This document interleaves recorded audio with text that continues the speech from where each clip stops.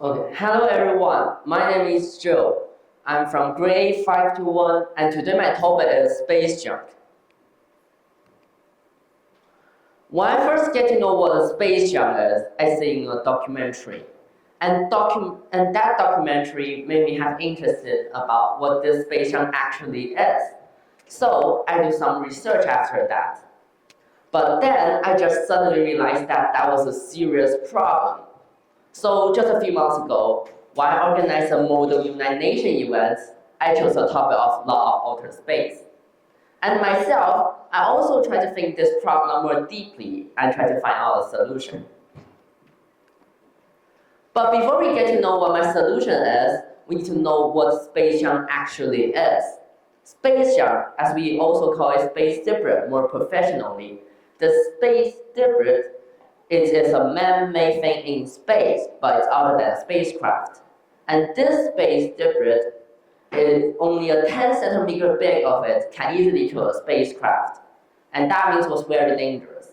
And also I'll call this thing space bullet.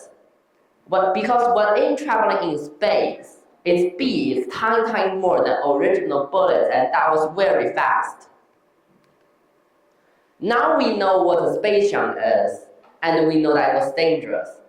So let me introduce my own solution to you, space junk recycling satellite. This space junk recycling satellite, its launcher can be recycled and reduced by itself. And this sub-satellite, when it has their own navigation, so that means they can travel in space by their own. And there's a way that it will clean it. First, they will target a space junk, and then they will calculate the price path of the space junk.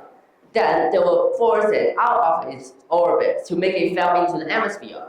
The atmosphere will completely burn it down. Now we have a way to clean it, but we must miss something. Yeah, when I'm doing my research, that I suddenly realized something. That's the growing amount of the space junk was also linked to the lifespan of a satellite. So I designed a robotic arm on it. So this robotic arm can repair this satellite. But also there's another important issue is this has a limited fuel power. So I designed an extra plate which can carry more fuel and power to resupply the satellite if it's what it needs. Now we have a full plan, but that must cost a lot. So I designed this launcher can carry several satellites in one carrier, and that can reduce cost. The information tells us that the one launch of a rocket costs about $60 to $200 million, and that was a lot.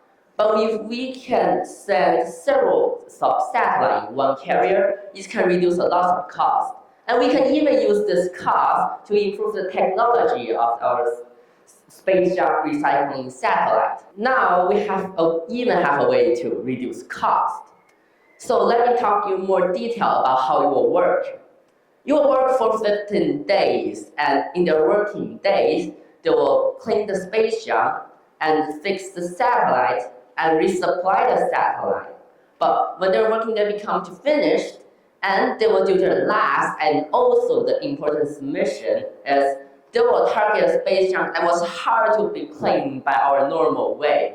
Then they will grab the space junk and put itself and the space junk into the atmosphere. The atmosphere will obviously burn them down.